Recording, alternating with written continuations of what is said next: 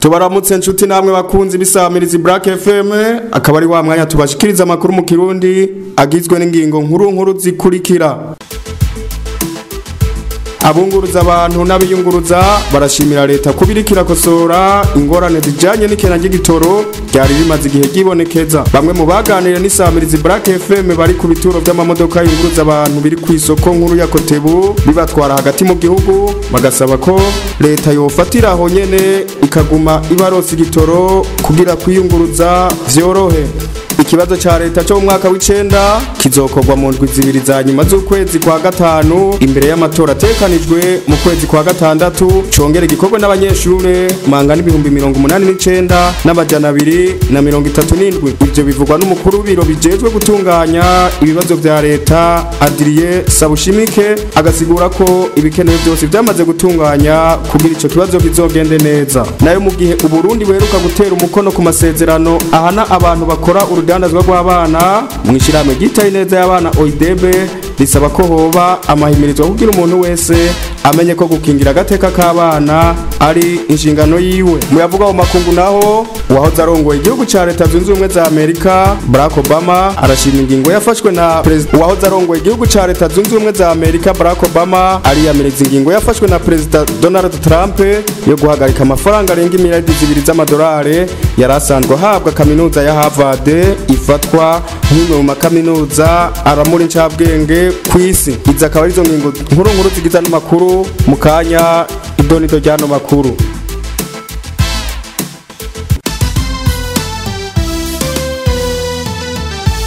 Black FM, the #1 hit radio station in Bujumbura.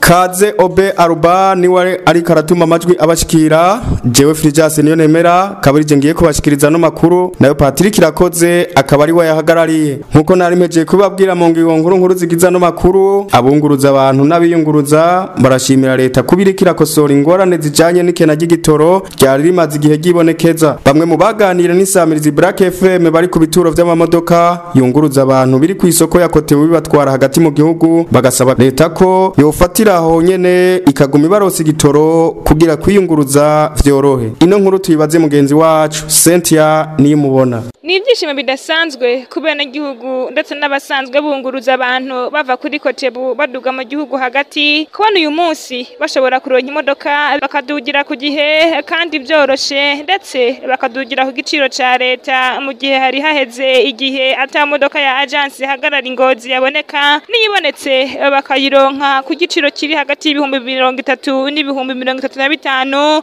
ariko ubu bakaba badugira ku giciro ca leta c'ibihumbi 12 bakavuga ko hamwe vyogumuku ibintu vyokoroha haba kubunguruza abantu ndetse no kubiyunguruza. Twebwe twavyakiriye neza kubona uno munsi uri hejuru itariki 17 twongeye kubona ama agence ari aho zari zisanzwe ziri mu gihe twatumaze igihe kirekira ta agence tuhabona niyo tubonye ugasanga ni imwe urumva ko itodukwira mu bisanzwe kuyishimye kuko urabona ko vyaca bitugora ta ama agence ahari bivanye n'esitose twahoramwe muri iyi minsi uwo munsi vyaboroheye kubera bari amafaranga makubwa mbere igira kabiri baca baduga ku bwishi kubera ayo mafaranga nawe yagabanutse kandi n'imodoka nazo tutunga ku bwishi kubera zimaze igihe zicaye rero niyo mpamvu bagenda ku mwanya bwa mbere aho bashikiye basanga imodoka zihari bakaba bagiye nibaza ko biborohera cyane. Kare nka Kirundo atabitoro bihari yari 30 ariko ubu bagenda ku ya leta 16,500 cyo kimwe na Muyinga nuko nyene Cankuzo ni 18 ko yo hari ibitoro vya Magendu hose ni 33 Tega ni 20 Ngozi 25 aho n'igihe atabitoro ariko ibitoro bihari Gitega ngo bariko bagenda kuri 9,500 Ngozi 12 abanyagihugu b'Ingozi bararyohewe cyane no muzi turashima cyane hamwe vyobandanya nk'uku twebwe vyo turyohera cyane kuko twe tumaze igihe duhangaye. Abo biyunguruza ndetse n'abunguruza abantu bagasaba leta gufatira hanyene kugira ngo ibitoro bigume biboneka maze bitume abana gihugu biyunguruza baguma borohe. Cyo dusaba leta nuko zokwamaho zikaza ziraza kugira turonke ngene twiyunguruza bitworoheye. Dusaba leta ko yofatiraho ahanyene twaguma turonka ibitoro ko bibonetse akanya gato dusubira muri rya hombi naho byoboneka nabi ariko kucizere baduhaye nabo nyene baratubwiye yuko igitoro gishobora kuba cyoguma kiboneka rero navyo byo bavyiza gusumba abanyagihugu bakoroherwa natwe tukoroherwa. Mwamenya ko hari haheze ikiringo c'ukwezi kurenga hataboneka imodoka ya agence ishobora guhagarara Ingozi, niyibonetse ikabimwe amaze kwiyunguruza bikagorana. Ikibazo ca leta cyo mu mwaka w'icenda kizokorwa mu ndwi zibiri za nyuma z'ukwezi kwa gatanu imbere y'amatora ategekanijwe mu kwezi kwa gatandatu. Congere gikorwa n'abanyeshuri bangana ibihumbi 89 n'amajana 237. Ivyo bivugwa n'umukuru w'ibiro bijejwe gutunganya ibibazo vya leta Adrien Sabushimike, agasigura ko ibikenewe vyose vyamaze gutunganywa kugira ico kibazo kizogende neza. Agahamagarira abanyeshuri kwitegurira neza ico kibazo mu gukora imyimenyerezo myinshi. Tega yompi Adrien Sabushimike. Umushikiranganje wa mbere ahejeje kwakira Albert Zefak, umuyobozi ajejwe ibikorwa by'Ibanki y'Isi yose ruhande ku Burundi, Republika Iharanira Demokarasi ya Kongo, Angola hamwe na Sao Tome Principe, akaba ari mu ruzinduko hano mu gihugu cacu kugira ngo aganire n'indongozi z'igihugu cacu, bongere kandi bamumenyeshe ibikorwa nyamukuru bashira imbere mu bijanye no gukorana niyo Banki y'Isi yose. Mukamenya ko Ibanki y'Isi yose n'u Burundi bafitaniye ubucuti bwo gufashanya bumaze igihe kinini. Muri kino kiganiro rero ahanini bakabashimikiye bijanye no gukomeza indero abana babigeme badasigaye inyuma. Nyakubahwa umushikiranganje wa mbere akacamenyesha umushitsi we ko ico gisata ari nkoramutima ku gihugu cacu, ari naco gituma leta yagishize imbere, acasaba Banki y'Isi yose ko yofasha nayo nyene muri ico gikorwa. Ikindi kandi baganiriye bijanye n'igisata c'inyubako. Aha umushikiranganje wa mbere akaba yamenyesheje umushitsi we ko Burundi bufise umugambi ukomeye cyane wo kubaka ibarabara ry'indarayi, aca musaba ko Ibanki y'Isi yose ira ico ifashije ko ufitiye akamaro kanini igihugu ndetse n'akarere mu bijanye no gutwara abantu n'ibintu hamwe rero no gukomeza ubudandaji kandi no kubuteza imbere. Bongeye kandi baravugana ibijanye n'igisata c'ubutare. Aha mbere umushitsi akaba yacamenyeshanya kubaho umushikiranganje wa mbere kwico gisata gikomeye cyane mu bijanye ngomeza no guteza imbere isata c'ubutunzi, kuko hamwe coramuka gitunganijwe neza bizotuma Uburundi butera imbere cyane n'umwe n'igihugu nawe nyene agashobora kwiteza imbere. Kandi ikindi kizofasha hazobamwo ibintu bijanye no kugwanya ubushomeri, kuko akazi kazoshobora kugwira mu gihugu. Ibanki y'Isi yose ikabifashanya n'u Burundi kandi no mu bijanye n'ibidukikije hamwe no gukomeza ubutunzi n'imibano. Mu gihe Burundi beruka gutera umukono ku masezerano hana abantu bakora udandazwa rw'abana, ishirahamwe gitaye neza y'abana OIDB risaba ko hoba amahimirizwa kugira umuntu wese amenye gukingira agateka k'abana ari inshingano yiwe. Felix Sindayigaya, umuhuza bikorwa muri OIDB, akavuga kandi ko abakoresha ibikorwa biremereye abana bakwiye kubihanirwa. Abishikirije mu gihe kuwa 16 ndamukiza uko umwaka utashe amakunga himbaza umunsi wa hariwe kugwanya ubucakara ku bana. Tega yompi Felix Sindayigaya. Aho usanga abana baheba amashuri bakaja guca amahera hataragera, canke n'abavyeyi babarungika kubera babibaza ko bafise ibikorwa boshobora kuja gukora bigasahiriza imiryango. Bageze muri ivyo bikorwa rero ugasanga ababakoresha nabo barabaturubika, ntibabagirira impuhwe kugira bashira imbere ko ari abana bafise uburenganzira bumwe n'abandi bana, bo bashaka kubafata nk'uko ari abantu baje gukoresha bazohemba. Ari naho biheza ugasanga abo bana mbere kenshi na kenshi mu kubahohotera, ugasanga nako gashahara gatoyi baba baje gukorera ntibakarose, uko usanga ababakoresha baca bagomba kubahohotera bakabima n'ako gashahara kabo nubwo kaba ari gatoyi cyane. Koresha mu mazu canke mu mirima canke baja gukoreshwa mu bikorwa byo gucukura nk'ubutare canke baja gufyatura amatafari cyane cyane mu bihe byo mu biruhuko. Ni ibikorwa bibaruhisha, bitosekaza gukura neza kwabo, kandi bakabikora mu gihe baba bataye amashure, mu gihe tuzi yuko kugira umwana agire kazoza keza inzira irama, inzira nziza ariyo kuba ari mu ishuri. Ivyo rero biruko mu gihe Uburundi bwiyemeje buhereye ku masezerano mpuzamakungu y'agateka k'abana. Icyo twosaba no ko bamahimirizwa kugira ngo umuntu wese, umurundi wese abazi yuko gukinga agateka k'umwana ari inshingano yiwe, abafatwa nabo bakoresha abana mu bikorwa bene ivyo bagaheza bagahanwa hisunzwe amategeko nk'uko igihugu cavyiyemeje. Gutyo niho n'iterambere rizoshoboka, kuko abana ni Burundi bw'ejo.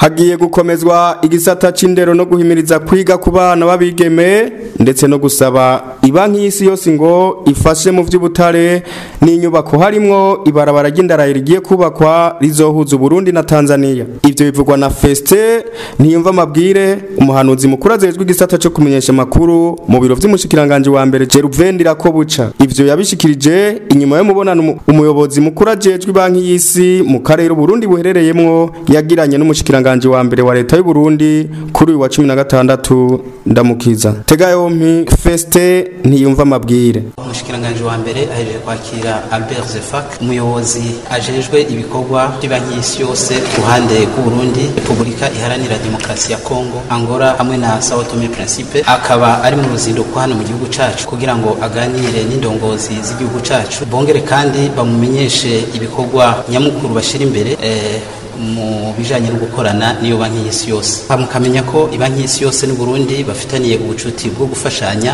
bumaze igihe kinini. Muri kino kiganiro rero ahanini bakabashimikiye bijanye no gukomeza indero abana babigeme badasigaye inyuma. Nyakubahwa umushikiranganje wa mbere akacamenyesha umushitsi we ko ico gisata ari nkoramutima ku gihugu cacu, ari naco gituma leta yagishize imbere. Acasaba banki y'isi yose ko yofasha nayo nyene muri ico gikorwa. Ikindi kandi baganiriye bijanye n'igisata c'inyubako. Umushikiranganje wa mbere akaba yamenyesheje umushitsi we ko Burundi bufise umugambi ukomeye cyane wo kubaka ibarabara ry'indarayi. Aca musaba ko ibanki y'isi yose kugira ico ifashije ko ufitiye akamaro kanini igihugu ndetse n'akarere mu bijanye no gutwara abantu n'ibintu hamwe rero no gukomeza ubudandaji kandi no kubuteza imbere. Bongeye kandi baravugana ibijanye n'igisata c'ubutare. Aha mbere umushitsi akaba yacamenyeshanya kubaho umushikiranganje wa mbere kwico gisata gikomeye cyane mu bijanye ngomeza no guteza imbere isata c'ubutunzi, kuko hamwe acoramuka gitunganijwe neza bizotuma Uburundi butera imbere cyane n'umwe n'igihugu nawe nyene agashobora kwiteza imbere. Kandi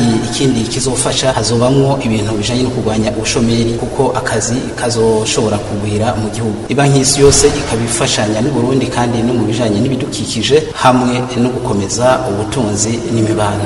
Ano makuru muriko muyakurikirana ku nsamirizi Black FM kuri 94 n'ibice 9. Murashobora kandi kuyakurikirana ku mbuga ngurukana bumenyi nka YouTube Black Media, ayanditse nayo mukayasanga ku rubuga rwa Facebook Black Media. Mukanya gato turabandanya n'amakuru avuga mu makungu. Black FM, the #1 hit radio station in Bujumbura. Amakuru avuga mu makungu naho uwahoze arongoye igihugu ca Leta Zunze Ubumwe za Amerika Barack Obama ariyamiriza ingingo yafashwe na President Donald Trump yo guhagarika amafaranga arenga miliyari 2 z'amadolari yarasanzwe ahabwa kaminuza ya Harvard ifatwa nk'imwe mu makaminuza aramurira incabwenge kw'isi.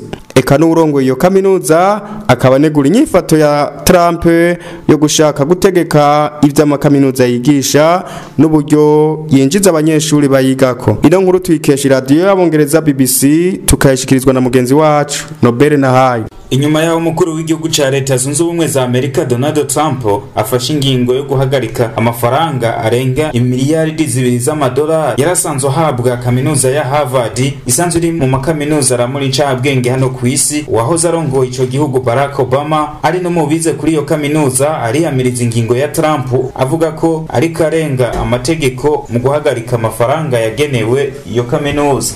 Zimwe mu mvo Trump zatumye ahagarika ayo mafaranga yagenewe iyo kaminuza ngo nuko uburyo iyo kaminuza isanzwe yinjiza abakozi bayikorako, abanyeshure bayigako, kwinyigisho zaho zitunganijwe, hamwe nuko abayahudi biga kuri iyo kaminuza uko basanzwe bafatwa. Ariko ivyo butegetsi bwa Amerika busaba iyo kaminuza abayirongoye ko batovyemera. Ariko ivyo butegetsi bwa Amerika bukaba busaba ko iyo kaminuza itokwemera izo ngingo za Donald Trump. Abicishije ku rubuga rwiwe rwa X rwahoze rwitwa Twitter, Barack Obama yavuze ko kaminuza ya Harvard yatanze akarorero keza ku yandi makaminuza mu kwanka uburyo butemewe n'amategeko bwo kuzibira umwidegenzo mu vy'inyigisho, na cane cane ko iyo kaminuza abanyeshure basanzwe bayirahura ku bumenyi bakanahanahana ivyiyumviro hamwe no kubahana. Urongoye kaminuza ya Harvard nawe Alan Garber akaba yarasohoye itangazo aho yiyamiriza iyo ngingo ya Trump, akavuga ko ata leta canke umugambwe uri ku butegetsi bikwiye